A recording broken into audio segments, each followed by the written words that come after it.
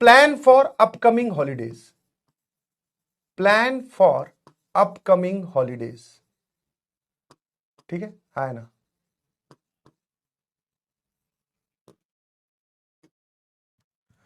कहां कहां पे है सर हॉलीडे? 15 अगस्त थर्सडे, फिर 16-17 को हॉलीडे नहीं है, वर्किंग है, 18 को संडे और 19 को राखी। आज की 5 मिनट टॉक का जो टॉपिक है वो यही है। आने वाले कुछ दिन आपके लिए थोड़े रिलैक्सिंग रहेंगे from PW point of view कि आपकी क्लासेस कम हो रही होंगी। अब मैंने आपको एक बात बताई थी, याद है आपको, कि अगर मुझे कभी ओवरटेक करना हो तो मैं एक रोड पे ओवरटेक तब करूं जब उस पर ट्रैफिक एकदम खचाखच भरा हुआ है, या तब करूं जब जगह मुझे मिले और रोड थोड़ी खाली हो, 2-4 कारें ही चल रही हो, तब मैं ओवरटेक करूं, है ना।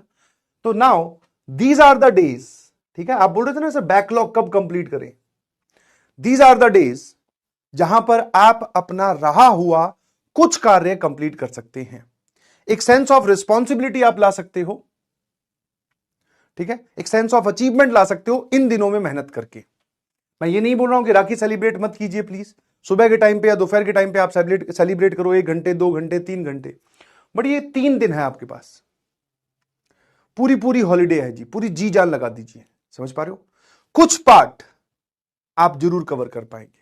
जिसका बिल्कुल बैकलॉग नहीं है, मैं उनसे रिक्वेस्ट करूंगा कि आप क्लास 11th के कोई भी 2 चैप्टर निपटा दीजिए।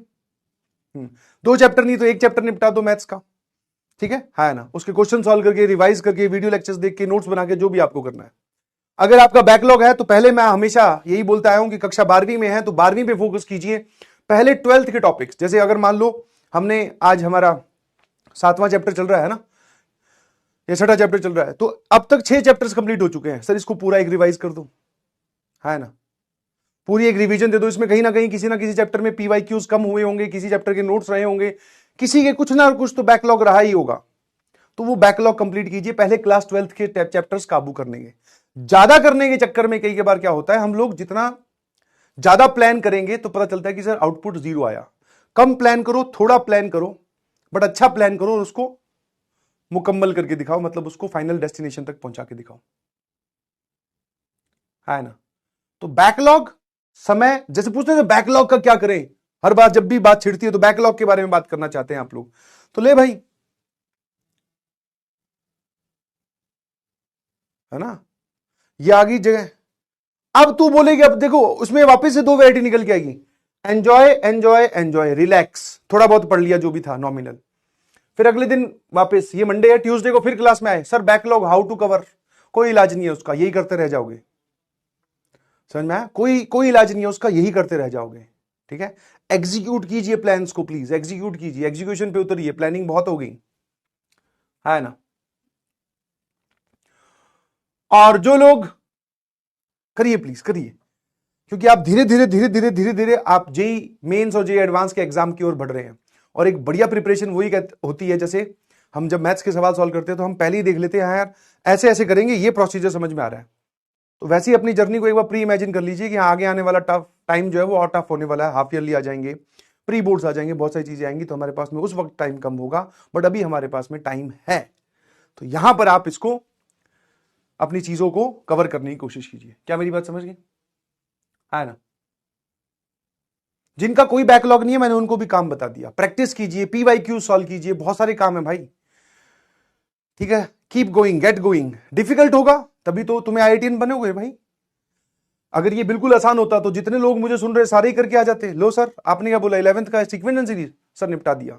डिफरेंस कहां आएगा, एग्जीक्यूशन में डिफरेंस आएगा। जितने लोग मान लो मुझे 100 सुन रहे हैं, फॉर एग्जाम्पल 100 में से 10 इस प्लान को मतलब करने उतरेंगे, और पूरा पूरा सिर्फ 3 या 2 ही कर पाएंगे। This is reality, harsh reality, समझ में आया? तो प्लीज मेक श्योर कि आप उन 2 में हो। क्लियर है? और मैं आपको एक और बता दूं, ठीक है, आपका मेन टारगेट पता क्या होना चाहिए अब, एआईटीएस आ रहा है 15 सितंबर को, ठीक है। AITS all India test series एक ऐसा एग्जाम जिसमें बहुत सारे बच्चे उतरेंगे क्लास 12th के, और सिलेबस आ रहा है पहले चैप्टर से लेकर यहां तक, उसमें एओडी भी है, एप्लीकेशन ऑफ डेरिवेटिव भी है, 15 सितंबर को होगा ना, तो आप इसकी प्रिपरेशन करो भाई। कब है सर? 15 सितंबर को। और जो टेस्ट से जो डर गया वो अपने घर गया। घर गया मतलब फिर क्यों अपने बात कर रहे हैं, क्यों अपने फालतू में प्लानिंग कर रहे हैं, क्यों मैं आपको रोज मोटिवेट करूं, किस लिए? 15 सितंबर को एआईटीएस होगा। टारगेट कीजिए कि इसमें आपको अंडर 1000 रैंक लेके आनी है। जो बन पड़ता है, जितनी प्रिपरेशन आप कर सकते हो, अभी टाइम है, अभी कीजिए प्लीज।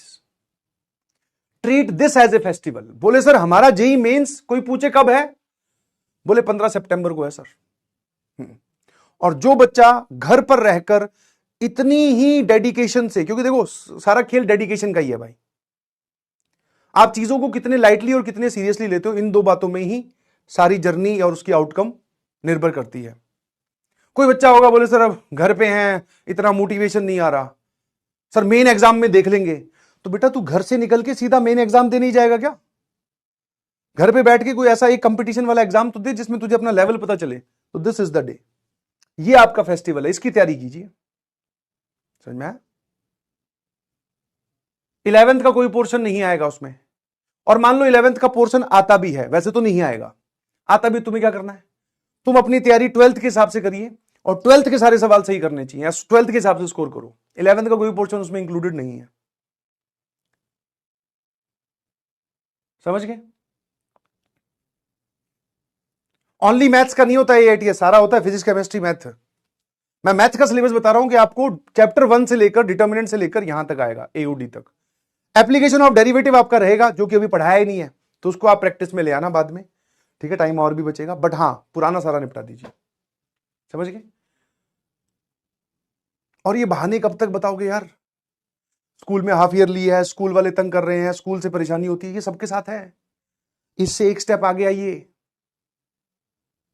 ये तो तुमने रोक रखा है अपने आप को, स्टॉपर है तुम्हारे लिए ये, वहीं खड़े रहोगे क्या? या फिर इन बहानों की कोई सुनवाई है? कोई नहीं सुनता, कोई नहीं, कोई भी नहीं सुनेगा। और ऐसा भी नहीं है कि बाहर लोगों के नंबर नहीं आ रहे, ये जितने जो आईटी दिल्ली वालों बच्चों की बात कर रहे हो ना, सारे कक्षा 12वीं के थे, सारे कक्षा, एक भी ड्रॉपर नहीं था उसमें से। एक ड्रॉपर था जो डीटीयू का था, ठीक है ना? जब तुम देखते हो, तुम्हें इंस्पिरेशन चाहिए, अपने भैया दीदी को देखते हो कि आई10 बन चुके हैं तो हम भी बनेंगे, एक बार देख तो लो वो है कौन। सारे के सारे 12वीं के थे।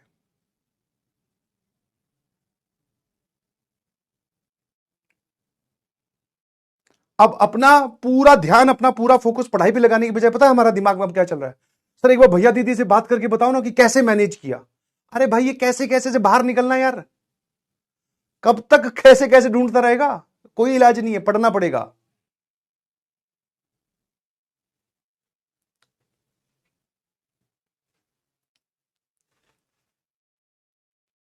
समझ गए? खेल समझ में आ रहा है कि नहीं आ रहा है? हाँ। और दूसरा, इनमें से जितने भी आपको दिख रहे थे, कोई बॉन्ड टॉपर नहीं था। बॉन्ड टॉपर मतलब कि बचपन से ही अचानक एक दिन कोई बात क्लिक हुई, या फिर बोलते ना चेंज ऑफ हार्ट, क्या सिचुएशन थी मुझे नहीं पता, क्या मूवमेंट थी, कौन सी घड़ी थी मुझे नहीं पता, बट उस दिन सोचा, उसके बाद में फिर सीधा आईआईटी में जाकर सर ब्रेक मारे।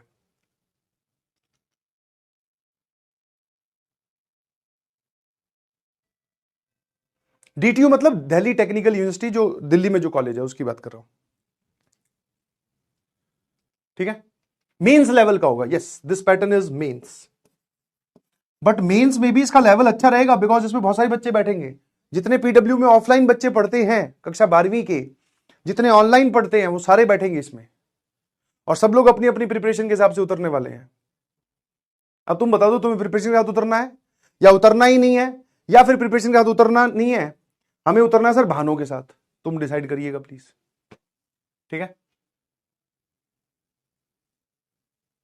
I hope you got my point, ठीक है?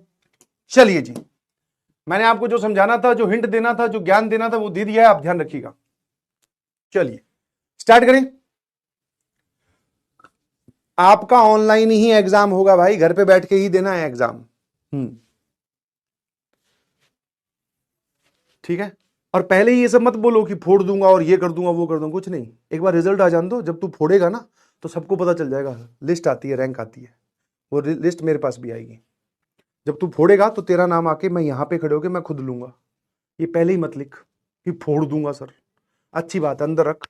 क्योंकि दुनिया में क्या है, कोई भी प्लान आप करने से पहले जब बोलते हो ना तो लोगों की नजर ही लग जाती है, समझ में? तो मत बता किसी को भी फोड़ने वाला है कि नहीं। Finger on your lips and focus on study.